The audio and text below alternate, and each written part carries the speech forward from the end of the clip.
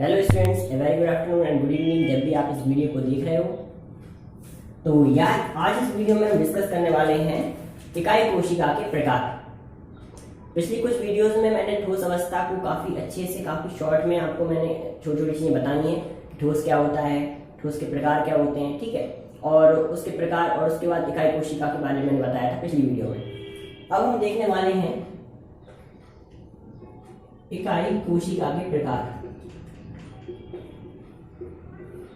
इकाई कोशिका क्या होती है मैंने पिछली वीडियो में आपको बता दिया। क्या होता है इकाई कोशिका? जो क्रिस्टल जालक होता है उसकी सबसे छोटी इकाई। क्रिस्टल जालक क्या होता है? क्रिस्टल जालक होता है किसी भी ठोस में परमाणुओं की जो व्यवस्था होती है उसे हम बोलते हैं क्रिस्टल जालक, और उसमें सबसे छोटी इकाई को क्या बोलेंगे? इकाई कोशिका। अब इकाई कोशिका के प्रकार को हम इसमें देखते हैं। देखिए, दो प्रकार की इकाई कोशिकाएं होती हैं।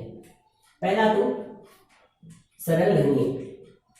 पहली कौन सी होगी? सरल घनीय, सिंपल यूनिट सेल इसको हम बोलते हैं, सिंपल यूनिट सेल। और दूसरी जो होती है वो होती है केंद्रित। यहां पर क्या होगा? सेंटर्ड यूनिट सेल, ठीक है। तो यहां पर इसको हम बोलेंगे केंद्रित एकक कोशिका।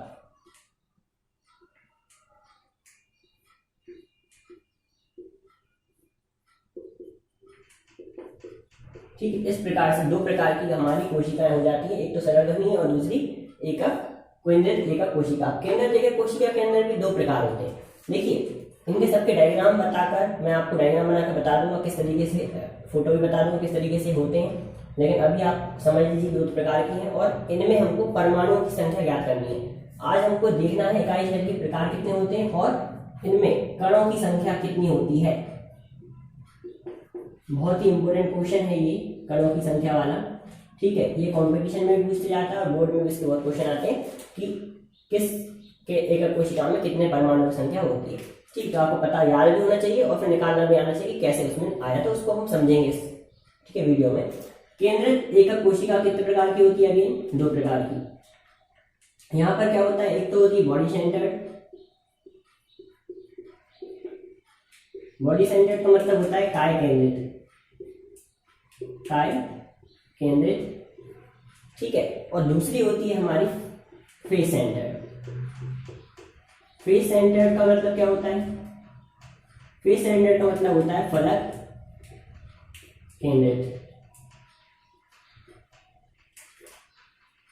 अब देखिए, अब इसको समझते हैं जरा। इकाई कोशिका पर हमने क्या देखा था? क्रिस्टल जालक होगा कोई भी अच्छा खासा, जैसे क्रिस्टल जालक है, ठीक है। ये अगर क्रिस्टल जालक है, इस क्रिस्टल जालक पे बहुत छोटी छोटी इकाइयां होती हैं, वो इकाइयां क्या कहलाती हैं? इकाई कोशिका कहलाती हैं, ठीक है।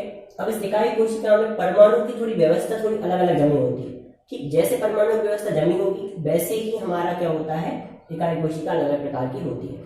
तो सबसे पहली जो इकाई कोशिका होगी वो कौन सी होगी? सिंपल यूनिट सेल, ठीक है। सिंपल यूनिट सेल के बारे में मैं थोड़ा आपको डायग्राम से बता रहा हूँ, उसको ध्यान से देखिएगा आप। देखो, इस सिंपल यूनिट सेल के डायग्राम में देखो, यहाँ पर जैसे क्यूब है, ये जो क्यूब है, क्यूब में परमाणु कहाँ जमे हुए? कोनों पर जमे हुए हैं। तो सिंपल यूनिट सेल में सिर्फ परमाणु कहाँ होते हैं? कोनों पर होते हैं। अब मैं आपको एक एक जो है विस्तार से समझा देता हूँ। एक एक कोशिका में परमाणु की संख्या कैसे निकाली है वो मैं आपको बता देता हूँ, ठीक है। इसको मैं रब कर देता हूँ।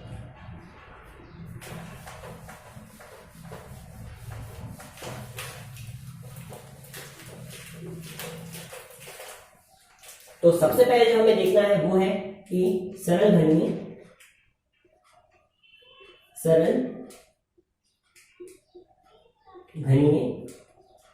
कोशिका। अब सरल घनीय कोशिका में आप देखो, सरल घनीय कोशिका में परमाणु जो होंगे वो सिर्फ कोनों पर, जो घन होता है, घन तो है पर घन के सिर्फ कोनों पर ही स्थित होंगे। इस डायग्राम में आप देखो ध्यान से कि जो आपको एक घन दिख रहा है, घन के कोनों पर डॉट दिख रहे हैं, वो डॉट क्या है? परमाणु है। अब देखो, परमाणु को हमने छोटा छोटा बना कर रखा है। अगर इनको हम बड़ा करें, अगर हम बड़ा कर दें तो आपको जो गोल वाला संरचना दिख रही है अणु वाली, ऐसी, ये चार परमाणु है गोल और इसके आगे चार परमाणु और है। इस तरीके की आपकी संरचना दिख रही होगी इधर, ठीक है। तो वो जो संरचना है उसको जब हम इस तरीके से जमाते हैं अणुओं को, उसे हम बोलते हैं सरल घनीय कोशिका। यहाँ पर परमाणु कहाँ है? सिर्फ कोनों पर है। अब इसे हम काटेंगे, ध्यान से देखना, इसे हम काटते हैं। क्योंकि हमें क्या करना है, इसको काट कर एक घन बनाना है। ये गोल दिख रहा है आपको, इनको इस तरीके से काटेंगे कि एक घन बन जाए हमारा, बिल्कुल प्लेन घन बन जाए। तो देखो डायग्राम में सबसे नीचे आपको एक घन दिख रहा होगा, उस सबसे नीचे घन दिख रहा है उसमें आपको देखो परमाणु का सिर्फ एक इतना सा हिस्सा सिर्फ उसमें आ रहा है, सिर्फ इतना सा, ये यानी कि पूरा का पूरा परमाणु था, इस पूरे परमाणु में से इतना सा हिस्सा आया। अब देखो ये आधा परमाणु बाहर, यहां से एक चौथाई परमाणु बाहर, और अब आगे का भी आधा हिस्सा आया, यानी कि कितना हिस्सा आया, एक परमाणु का 1/8 हिस्सा आया। क्यों? आपके पास एक बॉल है, इमेजिन करो, उस बॉल के आपको 8 हिस्से करने हैं, जो 8वां हिस्सा होगा, छोटा वाला हिस्सा, वही इस परमाणु के यहाँ पर कोने पर आएगा। आप नीचे देख सकते हो। अब देखो इस कटोरी जब मैं तोड़ा पूरे तरीके से, तो इस छोटा सा जो टुकड़ा बचा है ना, ये कितना टुकड़ा है, उस बॉल का यानी पूरे परमाणु का कौन सा हिस्सा है, छोटा सा 8वां हिस्सा है। एक बॉल हम लेंगे, उस बॉल को हम 2 हिस्से करेंगे, तो हमारे पास 2 टुकड़े बचे ऐसे। अभी आधी बॉल बची, आधी में से भी आपने आधा कर लिया, तो अपने पास ऐसा एक टुकड़ा बचा, उस पीछे भी एक टुकड़ा है ऐसे, उसको भी हमने आधा कर लिया, यानी कि अपने पास कितना टुकड़ा बचा है, ऐसा एक टुकड़ा बचा है ऐसा। ठीक है, तो वो जो टुकड़ा है वो कौन सा टुकड़ा है, 8वां। तो परमाणु की संख्या क्या होगी यहाँ पर, एक, हर कोने पर एक परमाणु है, और कोने कितने हैं हमारे पास, 8 है। ठीक, तो यानी 8 परमाणु हमारे पास है। ठीक है, 8 परमाणु है, 8 परमाणु में से हर परमाणु का सिर्फ 1/8वां हिस्सा ही हमारे पास आ रहा है। तो सोचिए आपके पास 8 गेंदे हैं, 8 गेंदों का छोटा छोटा हिस्सा 8वां हिस्सा आपके पास आ रहा है, उन सबको मिलाकर कितना परमाणु बनेगा, उन सबको मिला देंगे तो आपके पास एक परमाणु बचेगा। तो एक 8 परमाणु है, हर परमाणु का 1/8वां हिस्सा आ रहा है, तो कुल मिला के यहाँ पर आप देखेंगे तो परमाणु की संख्या कितनी आएगी, 1 आएगी। उसको लिखना कैसे आपको देखो, ऐसे लिखेंगे, सरल घनीय सेल में परमाणु केवल कोनों पर उपस्थित होते हैं।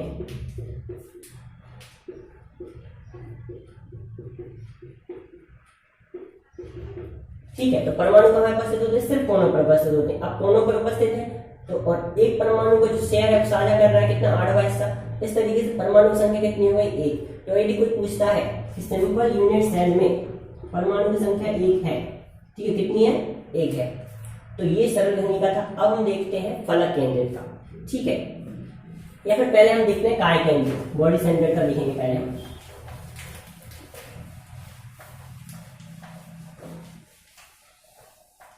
अब आपको एक चीज अच्छे से समझ में आ चुकी है कि यदि ये घन है हमारे पास, इस घन को देखिए आप, अगर ये हमारे पास घन है, इस घन में आपके पास जितने भी कोने दिख रहे हैं, जितने भी यहाँ पर आपको कोने दिख रहे होंगे, उन कोनों में एक एक परमाणु है। ठीक है, एक एक परमाणु है। अगर हम इसको घन बनाए, काट इस तरीके का अगर हम इसको घन बनाएंगे, तो एक परमाणु का छोटा सा हिस्सा कोने पर आया, 8वां हिस्सा। ऐसे 8 कोने, हर कोने पर 8वां हिस्सा आया। इस तरीके से हमारे पास अंदर घन के अंदर कितना परमाणु आया, सिर्फ एक परमाणु आया। ठीक, ये चीज समझ में आ गई। अगर ये समझ में आ गई तो आपको हर चीज समझ में आ जाएगी। देखिए दूसरा क्या है, बॉडी सेंटर्ड। बॉडी सेंटर्ड का क्या होगा, इसका मतलब होता है काय केंद्रित, काय केंद्रित सेल। तो आप इसमें देखेंगे, आप इसमें क्या होता है, देखो सिंपल जैसा नाम है वैसा ही काम है, बॉडी सेंटर्ड, यानी कि बॉडी के एक सेंटर में भी रहेगा।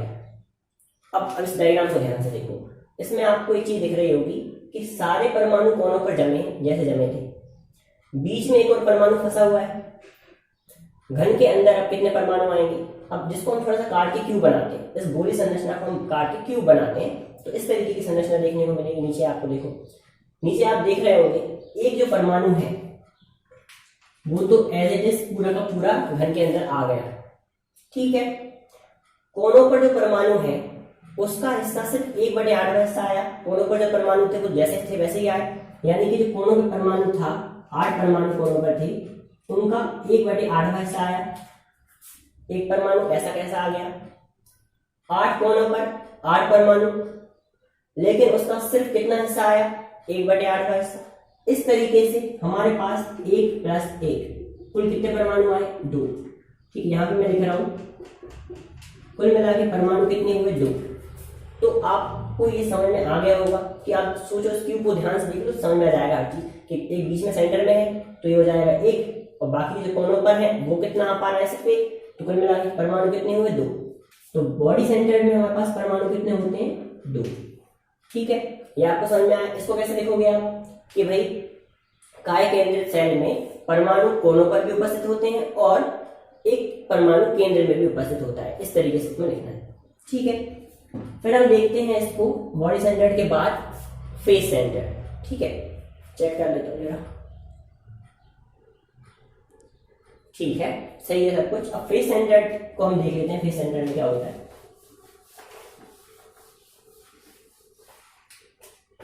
अब यदि आपको पीछे के तो समझ में आ चुके हैं तो फिर फेस सेंटर्ड बहुत ही आसान है। देखो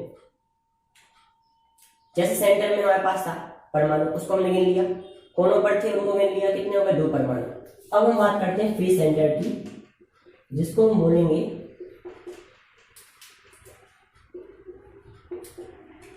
फलक केंद्रित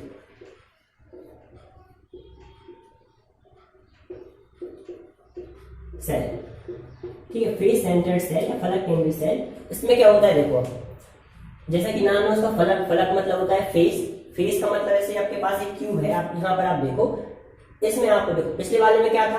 पिछले वाले में ऐसा था, बॉल बनी थी 4, उसके आगे 4 बॉल और बनी थी, यानी इस तरीके की 4 परमाणु जो बने थे, इनको अपन ने काट दिया था क्यूब में। ठीक है, इसमें आपको समझ नहीं आएगा, उसमें डायग्राम ज्यादा अच्छे से आ रहा था। फिर जो काय केंद्रित था उसमें बीच में एक अपन ने भर दिया था। अब फलक केंद्रित में क्या होता है? हम देखो उस डायग्राम में गोल वाले को, जिसमें कोनों पर थे तो थे, बीच में फलक जो होते हैं ना, फेस, जैसे क्यूब होता है, क्यूब के जो फेस होते हैं, इसके पास कितने फेस हैं? 1 2 3 4 5 और एक आगे वाला 6। तो 6 फेस हैं इसके। कोई भी क्यूब होता है उसके 6 फेस होते हैं, दोनों आगे पीछे वाले, ऊपर नीचे और इधर उधर वाले 6 फेस होते हैं। 6 के 6 फेसों में एक एक परमाणु हमको रखना है। 6 के 6 फेसों में एक एक परमाणु हमको रखना होगा। तो जैसे देखो अब इस गोल वाले डायग्राम में सारे कोनों पर उपस्थित हैं, उनके बीच में यानी कि 4 बॉल जो थी उनके बीच में भी आपको एक परमाणु रखना है। ठीक है, इस तरीके से आपको रखना है। तो बीच में भी सब में सारे फलकों में एक एक परमाणु रखा है। अब हम इसको देखते हैं कितने परमाणु अंदर आएंगे। ठीक है, तो देखो जो कोनों पर परमाणु थे,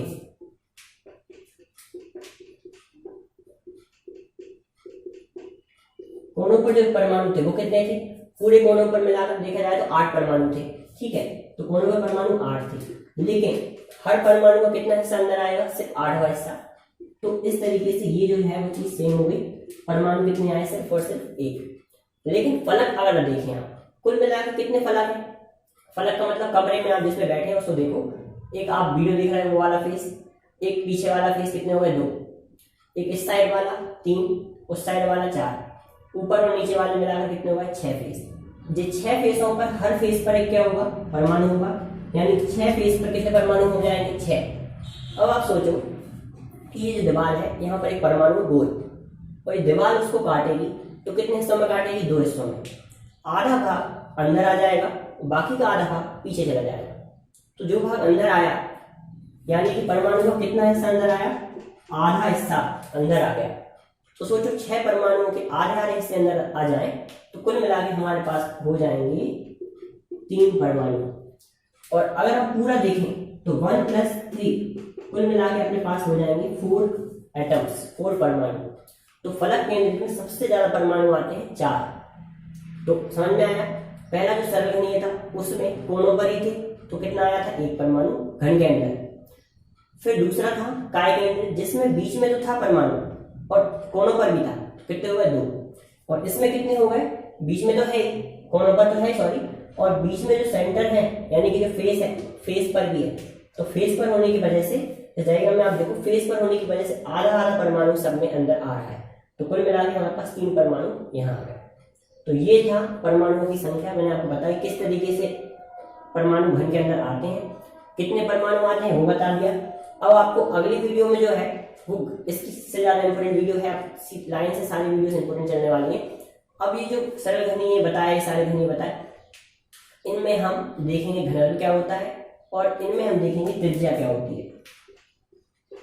वो भी ऐसा ही पार्ट है, उसमें भी आपको थोड़ा ध्यान से देखने वाली चीजें हैं, ठीक है। तो उसमें भी हम ध्यान से देखेंगे त्रिज्या कैसे निकालते हैं हम, कि कितना परमाणु अगर आ रहा है, 4 परमाणु आ रहा है तो उसकी त्रिज्या कितनी होगी, ये हमको देखना है, ठीक है। तो मिलेंगे अपन नेक्स्ट वीडियो में, ठीक है। जब तक के लिए इस चैनल को सब्सक्राइब कर लो और जितना भी कंटेंट मैं डालता हूँ सब आपको लिखना है, ठीक है। फेयर कॉपी में एनसीईआरटी की बुक लेना है और एनसीईआरटी की बुक से फिर उसके बाद उसके ऑब्जेक्टिव क्वेश्चन सॉल्व करने हैं, ठीक है। मिलेंगे अपन नेक्स्ट वीडियो में।